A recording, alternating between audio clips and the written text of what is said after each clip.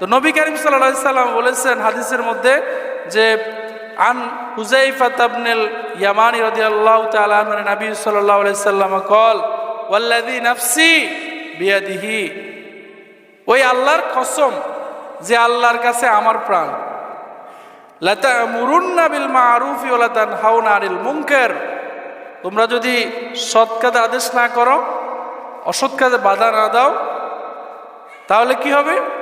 আও লা ইউশিকান্নাহু আন ইয়াবআসা আলাইকুম ইকাবা মিনহু সুম্মা তাদউনাহু ফালা ইউস্তাজাবু লাকুম, তোমরা সৎ কাজের আদেশ যখন ছেড়ে দেবে, অসৎ কাজে বাধা দেওয়া যখন ছেড়ে দেবে, তখন তোমাদের মধ্যে আল্লাহ তাআলার আযাবগুলো আল্লাহ তাআলা পাঠিয়ে দেবে।